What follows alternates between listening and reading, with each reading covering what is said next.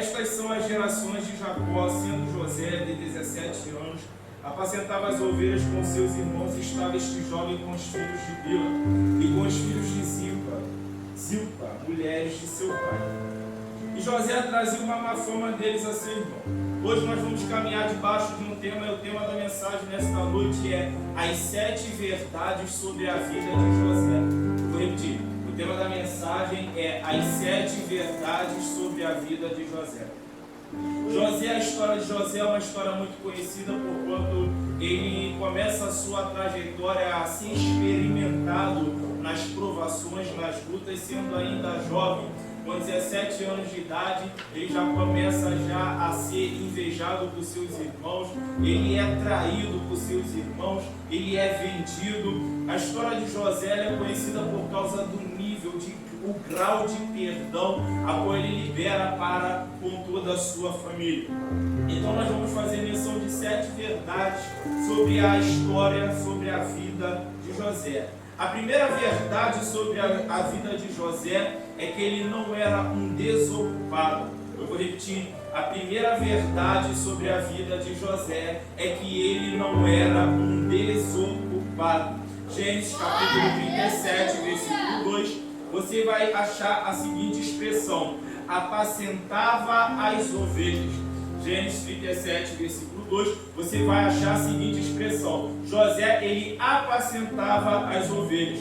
1 Samuel capítulo 16, versículo 11, você vai ver que Davi, ele também apacentava as ovelhas. Perceba que Davi, enquanto estava apacentando as ovelhas, foi chamado e escolhido para ser ungido rei. José, enquanto apacentava as ovelhas de seu pai, juntamente com seus irmãos, foi escolhido por Jacó para ganhar, receber a túnica de várias cores. Alguns de nós já devem estar familiarizados com esse termo. Muitas mulheres de Deus e homens de Deus costumam ministrar nos trabalhos de consagrações ou até mesmo cultos de libertações, como este o quê? Que Deus não chama desocupado. Eu já quero glorificar o nome do Senhor pela sua vida e chegou aqui nesta noite. Porque você não é um desocupado, você não é uma desocupada. Um homem muito sábio na Bíblia vai dizer: certamente me gastarei, me deixarei gastar pela obra do Senhor. E não tenhas dúvida de que o que você está plantando hoje na presença do Senhor, seja pregando, seja tocando instrumento, seja servindo, cooperando na faxina, o que for, na presença de Deus, ele vai honrar a obra das suas mãos. Ele não vai vir por onde você pensa, ele não vai vir por onde você imagina. Ele vai vir por onde você menos espera e exatamente aonde você precisa.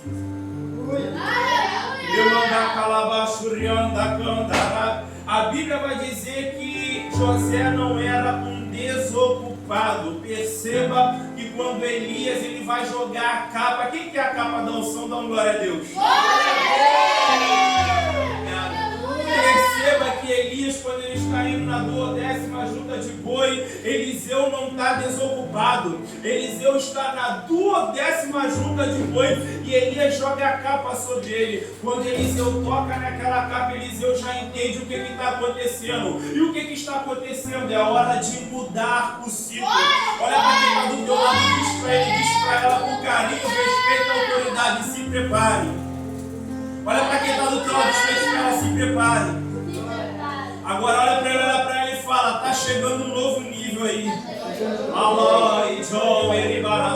Quando Elias ele joga a capa e Elias não precisa falar mais nada. Só em tocar a capa, eu imagino que ele sentiu uma graça, uma presença. É a mesma presença que você já sentiu quando começou esse culto.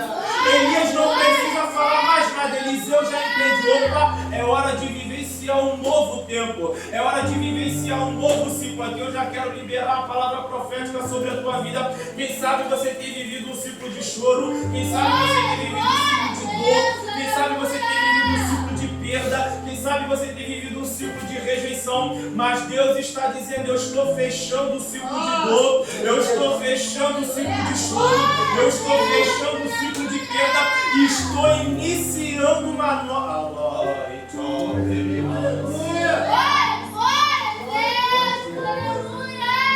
A Aí Elias chama Eliseu, porque Eliseu está na 10ª junta de boi, que vai representar o número 12. Eu gosto de interagir, repita comigo, 12. 12. Eu acho lindo que Eliseu, ele está na 10ª junta de boi. A Bíblia não diz, mas eu posso conjecturar que ele vê Elias vindo.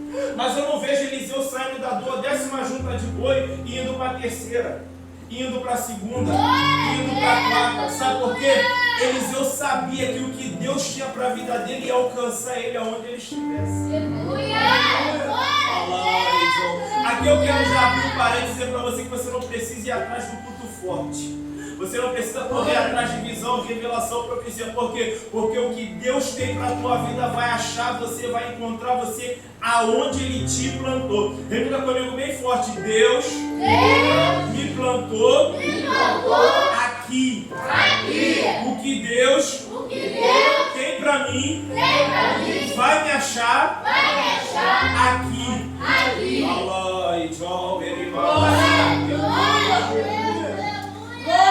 Perceba que nos tempos atuais há uma briga, uma luta, uma disputa, porque todo mundo quer estar na 1ª junta de boi, todo mundo quer estar na 2ª junta de boi, todo mundo quer estar na 3ª junta de boi, mas ninguém quer estar na 10ª onde Eliseu estava. Explica melhor, irmão Pedro, eu vou explicar. O que é a 1ª junta de boi, simbolicamente falando, é estar aqui onde eu estou pregando. O que é a 2ª junta de boi, simbolicamente falando, é estar tocando instrumento, é estar dirigindo culto. O que é a 3ª junta de boi, irmão Preto, é quando você está liderando o departamento, quando você está de frente da obra. E a 10ª junta de boi, irmão Preto, é onde ninguém quer. O que é a 10ª junta de boi, irmão Preto? É o evangelismo. O que é a 10ª junta de boi, irmão Preto? É a faxina da igreja. O que é a 10ª junta de boi, irmão Preto? É a visita no lar. Eu estou sentindo uma graça envolvendo.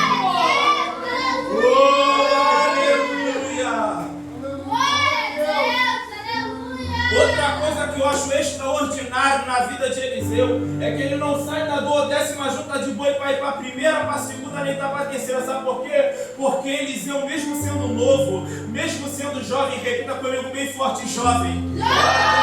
A igreja está ligada, a igreja pode se pegar. Mesmo Eliseu sendo jovem, ele entendeu que para chegar onde Deus queria que ele chegasse, ele não precisava pegar atalho. O que pegar a eu vou falar? Você não precisa pegar atalho para arrumar um namorado. Você não precisa pegar atalho para arrumar um emprego. Você não precisa pegar o atalho para ser consagrado a diácono, a obreiro, a presbítero, a pastor, a diaconisa, a missionária. Por quê? Porque Deus tem o tempo certo e no tempo certo você mesmo profetizou para sua boca. O que Deus tem para a sua vida vai te encontrar aqui. Eu já quero liberar uma palavra dos altos céus para a sua vida. Eu aprendi com um homem muito sábio antes de eu me casar, quando eu era solteiro ainda. Ouvi um homem muito sábio dizer que a mulher de Deus que Deus tinha para a minha vida, eu iria encontrar ela na obra de Deus. Então eu quero liberar para você que é solteiro, para você que é solteira. O varão que Deus tem para a tua vida, você vai encontrar ele na obra de Deus. A mulher que Deus tem para a tua vida, você vai encontrar ela na obra de Deus. Recapitulando a primeira verdade sobre a vida de José. José não era um desocupado. Segunda verdade sobre a vida de José. José ele tinha uma identidade. Eu vou repetir. Segunda verdade sobre a vida de José é que José ele tinha uma identidade.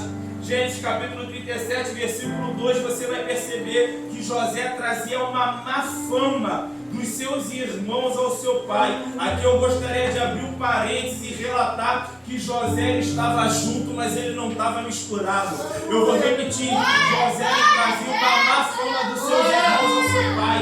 José estava junto, mas ele não estava misturado.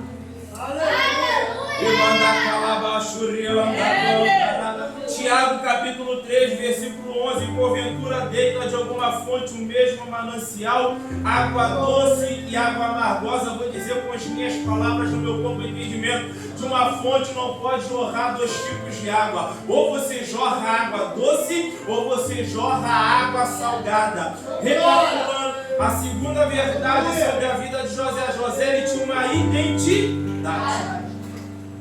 Ele não apacentava as ovelhas do seu pai sozinho, ele estava com seus irmãos. Mesmo assim, repito, ele trazia uma má fama dos seus irmãos ao seu pai, mas José estava junto. Mas eu acho extraordinário que ele não estava misturado. Deixa eu mudar a colocação aqui para você entender.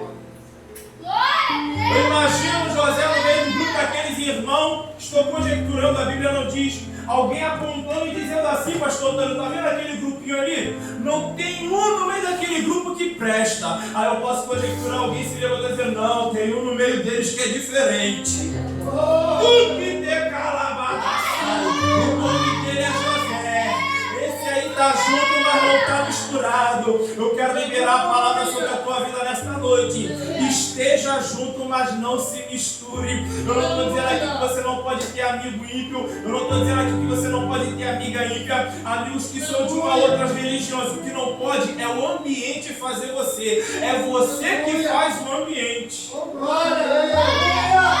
você chega, alguém tem que olhar e dizer: essa se veste diferente. Quando você chega, alguém tem que olhar e dizer: essa fala diferente. Quando alguém chegar e você tem que chegar e dizer: não dá para conversar com ela, não dá para conversar com ele. Por quê? Porque é só Bíblia. Não fala de novela, não fala de filme, não fala de homem, mas só fala de Bíblia. Deixa eu liberar a palavra de hoje. Ser chamado de chá é elogio. Ser chamado de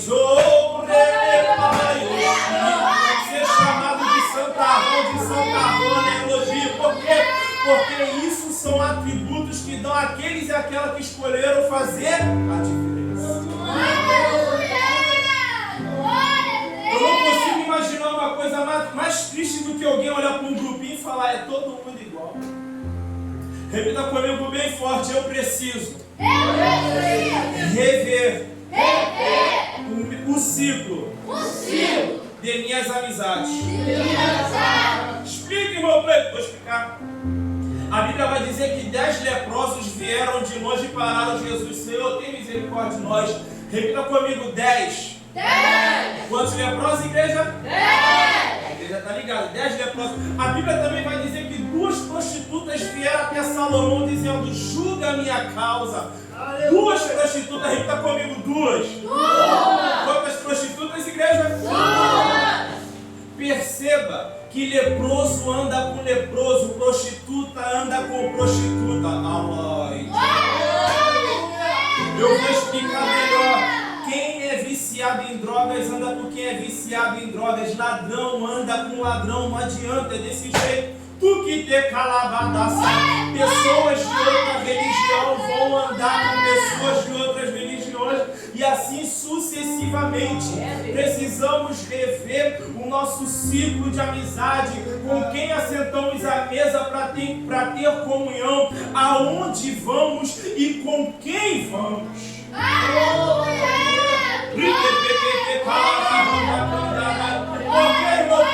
Porque se eu não vigio aonde eu vou e com quem eu vou, numa dessas idas e vindas, primeiro, eu posso ir e não voltar mais.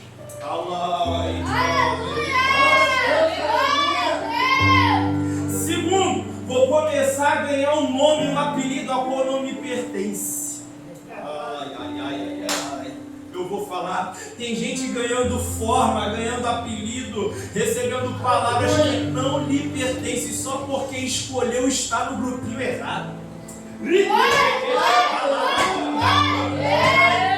Tem pessoa, aí ainda quer ficar nervoso, ainda quer ficar nervosa dizendo: eu não sou isso, eu não sou aquilo, mas está no meio, está andando para cima e para baixo. Deus já falou que não é para ir, Deus já falou que não é para estar, Deus já falou que é para cortar e você insiste.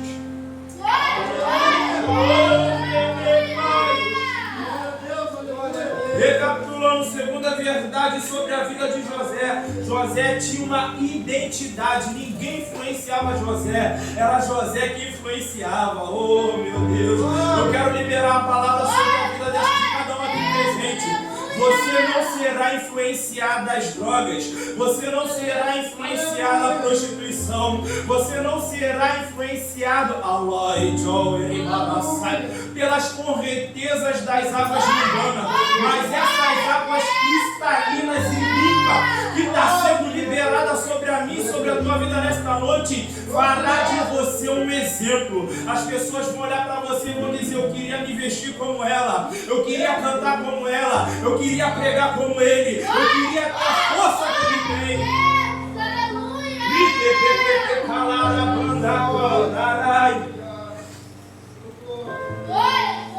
Terceira verdade sobre a vida de José. Qual é, irmão Cleiton? Ele sonhou além da realidade que vivia ali. Ele arrumou um problema terrível.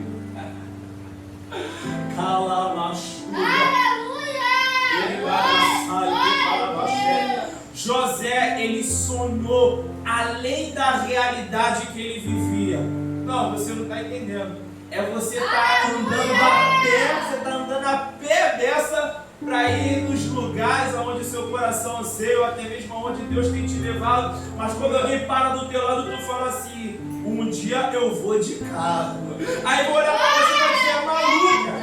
É maluco, por quê? Porque está sonhando além da realidade, acima da realidade que vive. Você mora de aluguel, se aperta aqui, se aperta lá para pagar aluguel, luz, água, e está falando: a minha casa própria está chegando. Aí alguém te olha e fala: é doido. Relevante o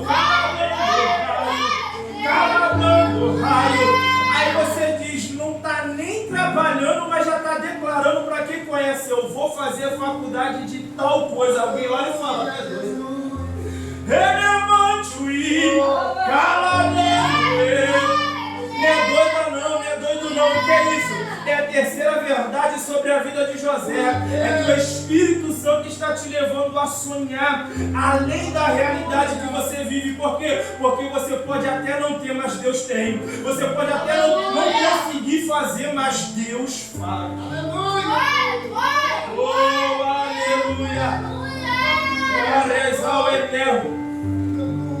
Gênesis capítulo 37, versículo 9 diz assim: e sonhou ainda outro sonho, e contou a seus irmãos e disse: eis que ainda sonhei um sonho, e eis que o sol e a lua e 11 estrelas se inclinavam a mim.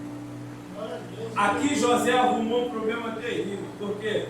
Porque o sonho dele, a interpretação, leva os ouvintes a entender que ele será levantado e que ele será maior do que os seus irmãos mais velhos. Naquela época, a bênção da primogenitura era algo muito importante. José era um dos irmãos mais novos, era um dos irmãos mais novos dos filhos de Jacó. E ele está dizendo através do sonho dele: Deus vai me levantar e eu serei maior. A Bíblia vai dizer que até o pai dele guardou isso no coração dele. Mas vamos avançar. Quarta verdade sobre a vida de José. Qual é, irmão Cleiton? José era obediente. Quando seu pai precisou enviá-lo, ele disse: eis-me aqui. Eu vou repetir. Quarta verdade sobre a vida de José. José, ele era obediente. Quando seu pai precisou enviá-lo, ele disse: eis-me aqui. Gênesis capítulo 37, versículo 13 diz assim: disse, pois, Israel a José: não apacentam os teus irmãos junto de Siquém? Vem, enviar-te-ei a eles. E ele lhe disse: eis-me aqui. Você vê que todo homem, toda mulher, todo jovem chamado por Deus e que caminha com Deus de forma genuína vai ter dentro do seu coração enraizado essa palavra. E que palavra é essa, irmão Cleiton? Eis-me aqui. Êxodo capítulo 3, versículo 4.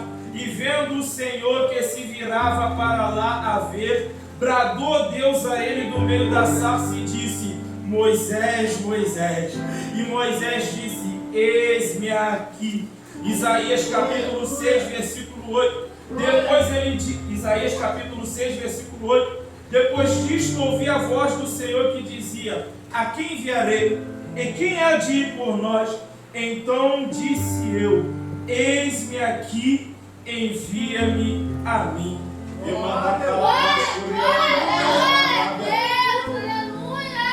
Perceba que Moisés ouviu a voz, ouviu o chamado e aceitou. Isaías ouviu a voz, ouviu o chamado e abraçou. Por quê? Porque a obra de Deus é para voluntários. A Bíblia diz que não é por força nem por violência, mas é pelo meu Espírito, diz. Último capítulo de João. O barco está cheio de peixe. Jesus ele não vai apontar para os discípulos, poderia, mas ele não fez. Ele lançou no ar, trazendo os peixes que agora apanhaste. Ninguém foi. Pedro vai lá e pega aqueles 153 grandes peixes. Por que Jesus não apontou? Você vai lá e traz. Porque a obra de Deus é para voluntários. Lázaro está morto. Diante de Jesus tem a multidão. Diante de Jesus tem os discípulos. Diante de Jesus tem a lamachúria, os amigos, supostos amigos de Lázaro. Eu não vejo Jesus apontando para ninguém dizendo, ó, você vai lá e tirai a pedra. Jesus lança no ar, tirai a pedra. Os voluntários que se prontifiquem, porque a obra de Deus é para voluntários. O profeta Isaías que eu acabei de fazer menção, Deus não está se apresentando para o profeta dizendo, chegou a sua hora e eu vou te usar. Chegou a sua hora e eu vou te exaltar. Chegou a sua hora e eu vou te levantar. Não, o profeta ouve uma voz. A voz está dizendo, profeta, eu te chamei de escolhido. Não. A voz está dizendo, a quem enviarei? Quem há de ir por nós? O profeta ouve e entende, opa, chegou a minha hora. Chegou a minha vez. Aí ele diz, eis-me aqui, envia-me a mim. Repita comigo bem forte, chegou o meu tempo. Chegou a minha vez. Chegou a minha vez. Segundo a palavra que me foi dada, eu quero profetizar sobre a tua vida que você é o canal que Deus vai usar. Quem sabe você está dizendo, Senhor, usa o profeta, usa a profetisa para profetizar na vida daquele, na vida daquela. E Deus está dizendo, eu vou usar você. Eu estou trabalhando em você, porque brevemente vou eu trabalhar e operar através de você. Quinta verdade sobre a vida de José. José passou por privações. Vou repetir. Quinta verdade sobre a vida de José. José passou por privações. Qual é a palavra que nós vamos usar, irmão Cleito, para respaldar isso? Ele foi jogado em uma cova que estava vazia. Glória a Deus, aleluia! Repita comigo bem forte, cova. Repita comigo, vazia. Vazia! Escute, Gênesis capítulo 37, versículo 24. Tomaram-no e lançaram-no na cova, porém a cova estava vazia e não havia água nela. Se agarrando a expressão cova vazia, nós abrimos duas linhas de pensamento. Primeira linha de pensamento é a quinta verdade sobre a vida de José. A cova vazia vai simbolizar e representar privações, que vai ser igual a ausência de recursos. Eu vou repetir. Privações vai simbolizar e representar ausência de recursos. Eu gostaria de abrir um parênteses e ressaltar que a ausência de recursos não significa não ter nada. A ausência de recursos é muitas das vezes você não ter para fazer aquilo que você quer, mas Deus sempre envia para que você venha fazer aquilo que você precisa. Eu vou repetir. Essa ausência de recursos é que pode faltar para você ter e fazer o que você quer, mas Deus envia para que você venha ter para fazer o que você precisa. Explica melhor, irmão Cleiton, eu vou explicar. Quando o sapato rasga ou a sandália estraga, você pode não ter para comprar a que você quer, mas o Senhor, Ele envia. Oh, aleluia! Então a cova vazia vai simbolizar e representar a ausência de recurso, ou seja, portas fechadas. Com base nisso, podemos fazer menção de uma verdade. Que verdade é essa, irmão Cleito? Escute, muita atenção. Deus permite a escassez para que quando a fartura chegar, você saiba o quão importante e necessário é repartir. Eu vou repetir: Deus permite a escassez para que quando a fartura chegar, você saiba o quão importante e necessário é repartir.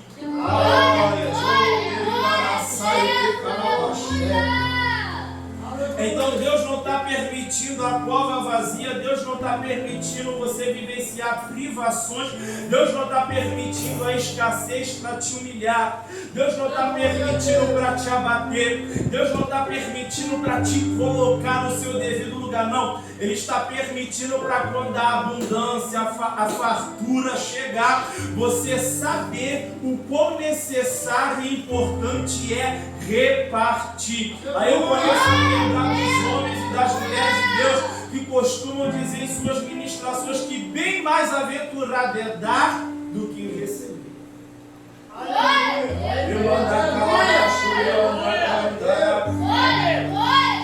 Cova vazia, segunda linha de pensamento. Quando fala em cova, a gente já pensa logo em quê? Enterro, irmão. Não tem como pensar em outra coisa. Cova, a gente já pensa logo em caixão. Eu quero glorificar o nome de Jesus porque a cova está vazia. Aleluia! Olha para quem está ao outro lado, diz para ela: se alegra. Se alegra. Agora olha para ela e fala com autoridade: a cova está vazia. A cova está vazia. Olhe para cá, e é por isso que o diabo está nervoso. Porque ele queria colocar eu e você lá. Mas o lá, mas como diz as irmãs de oração, ele quebrou o arco, ele cortou a lança, ele quebrou os carros do fogo, e a cova está vazia porque Deus deu livramento. O que decalabada saio. Ele queria jogar você dentro daquela cova, ele queria jogar o teu pai naquela cova, ele queria jogar a sua mãe naquela cova, ele queria jogar o seu filho, a sua filha naquela cova, ele queria jogar o seu irmão, a sua irmã naquela cova, mas a cova está vazia.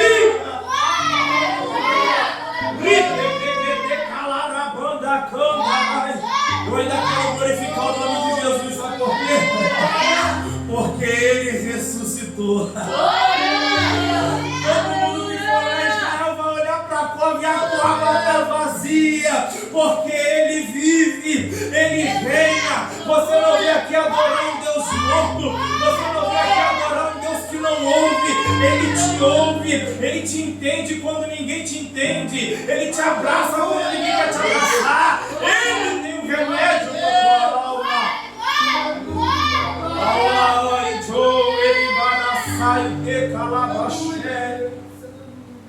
Oh, aleluia, levanta a tua mão que eu vou profetizar. Eu profetizo que a cova continuará vazia em nome de Jesus. O adversário da minha e da tua alma será envergonhado. Eu vou repetir: a cova continuará vazia e o adversário da minha e da tua alma continuará sendo envergonhado. E se você crê, recebe, dá o teu melhor.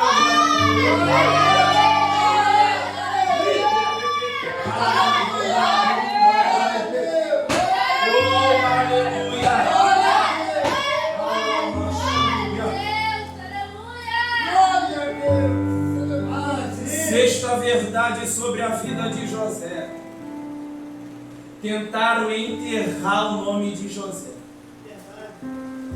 Gênesis capítulo 37, versículo 31 diz assim: então tomaram a túnica de José e mataram um cabrito e tingiram a túnica no sangue. Eu vou repetir: sexta verdade sobre a vida de José: tentaram enterrar o nome dele. Eu vou explicar isso. Gênesis capítulo 37, versículo 31. Então tomaram a túnica de José e mataram o cabrito e tingiram a túnica no sangue. Espalharam que José estava morto, quando na verdade ele estava vivo. Essa sexta verdade que tentaram enterrar o nome de José, alguns de nós já passamos por isso. Satanás não podendo tocar em você, Satanás não podendo tocar nos teus, ele vai tentar manchar o teu nome, ele vai tentar tocar no teu caráter, Ele vai tentar tocar na sua reputação. Ele vai tentar espalhar e fazer as pessoas ter uma visão a teu respeito, uma imagem do que você não é. Escute. Vão tentar acabar com a tua história, mas você terá um legado. Eu vou repetir isso aqui. Vão tentar acabar com a tua história, mas você terá um legado. E eu vou acrescentar aqui, ó. Atitudes falam mais que palavras. Alguém vai apontar para você e vai dizer mentirosa, mas quando começar a colar junto e ver o fruto, falar não tem como, porque eu só vejo a palavra da verdade na boca dela.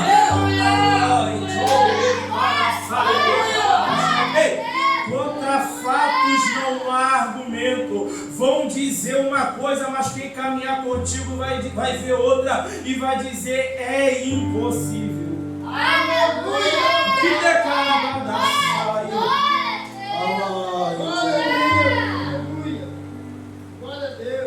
Perceba que levaram a túnica suja de sangue até o pai de José. Pai pode simbolizar e representar Deus. E nós vamos entrar na condição de filhos. Jesus, quando morreu na cruz, ele, através do sangue, ele nos concedeu esse direito, né, de sermos chamados filhos de Deus. Então podem falar o que quiser a respeito da tua vida, a respeito do teu casamento, a respeito da tua chamada, do teu ministério, do teu matrimônio, dos teus filhos. O que importa é que o Pai te conhece. Ai, meu Deus. Olha para quem está do teu lado, lá atrás, na frente, e fez para ela: o Pai te conhece. Meu Deus, eu quero ousar na palavra hoje e dizer: pode dormir tranquila, minha filha. Pode dormir tranquilo. Tem gente perdendo noite de sono por causa do que estou falando. Vai dormir tranquilo. Vai dormir tranquilo, porque o Pai te conhece.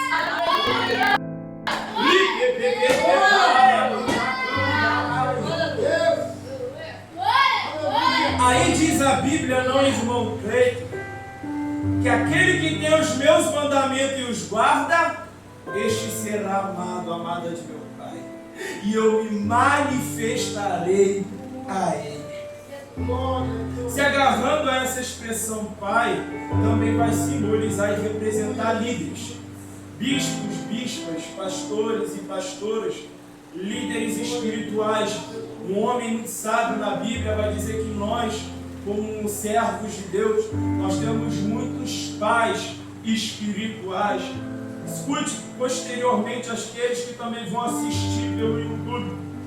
Aquele que Deus tem colocado na condição de bispo, de bispa, de pastor, de pastora, de líderes de igreja. Não aceite contenda contra o irmão A ou contra a irmã B. Se alguém falou ou falar alguma coisa, chama, põe na cadeira sentado, sentada, trata cara a cara. Se as coisas complicarem, suporta em amor, mas corta o mal pela raiz.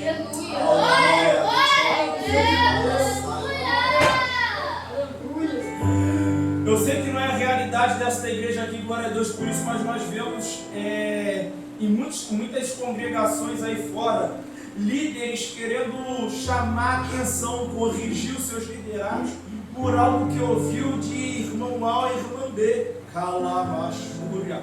A gente senta, conversa cara a cara e resolve. Ele é mãe, calabando. Eu sei que não é a realidade dessa igreja aqui, mas aqui tem muito jovem hoje, então pega no teu coração para você já aprender como é que se faz a obra de Deus. Porque na minha juventude eu não tive ninguém para me ensinar isso. Aqui não é lugar de mandar indireta. Aqui não é lugar de eu desabafar os meus problemas. Quem entra aqui entra precisando ouvir uma palavra. Tem pessoas que entram aqui bonitos por fora, mas quebrados por dentro. Tem pessoas que entram aqui pensando em parar e largar tudo. Tem gente que entra por essas portas e nem sabe como que chegou. Mas eu quero profetizar e declarar que a mão de Deus te trouxe.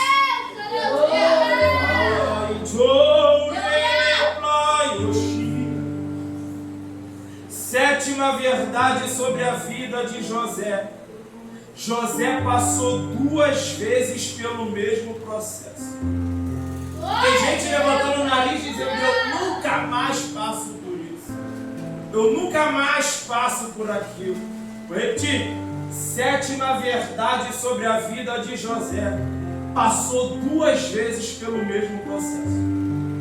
Gênesis capítulo 37, versículo 28. Passando, pois, os mercadores midianitas, tiraram e alçaram José da cova, e venderam José por 20 moedas de prata aos ismaelitas, aos quais levaram José ao Egito. Gênesis capítulo 37, versículo 36. E os midianitas venderam no Egito a Potifar. Ou seja, perceba que José ele foi vendido 2 vezes. Eu gosto de fazer um paralelo com Pedro andando sobre as águas, Mateus 14, porque Pedro, quando está no barco, Jesus ele vem andando sobre as águas e todos pensam que é um fantasma e eles sentiram medo. Pedro sentiu medo dentro do barco, mas quando ele sai e começa a andar sobre as águas, ele sente o vento forte e ele sente medo de novo. Ou seja, Pedro passou 2 vezes pelo mesmo processo. Aonde você quer chegar, irmão Cleito? Precisamos entender que nós vamos passar pelo mesmo processo 2, 3, 4, 5, quantas vezes Deus quiser. Por que, irmão Cleito? Primeiro, porque Ele é soberano. Segundo, porque Ele conhece a minha e a sua estrutura. Eu tenho uma palavra para você que está dizendo que não aguenta. Eu tenho uma palavra para você que está chorando, dizendo que está difícil. Me ajude a pregar, olha para quem está do teu lado, diz para ele, diz para ela: Deus sabe que você aguenta. Deus sabe que você aguenta.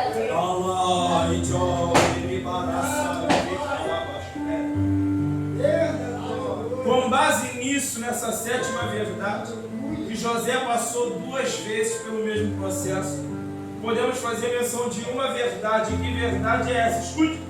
Se você tem compromisso com a palavra da verdade, se prepare. Por quê? Porque os invejosos vão lhe vender. Eu vou repetir. Se você tem compromisso com a palavra da verdade, se prepare. Porque os invejosos e as invejosas vão te vender. Você vai falar A e vão entender B. Você vai falar C e vão entender B, vão entender D. Por quê, irmão? Porque a Bíblia diz que aquele e aquela que anda no Espírito, tudo discerne, mas por ninguém é discernido. A questão é que você está no Espírito e os carnais e os naturais estão tentando te entender, não vão entender.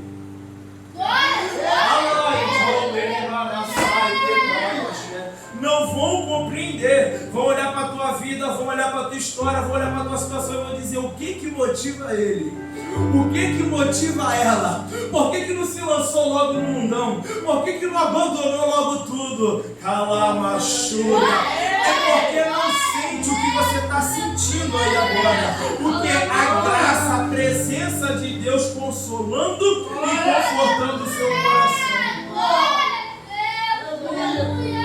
Mesmo você não vendo, pela fé você sabe e tem certeza que dias melhores virão. Eu mandar calabaço, rianda,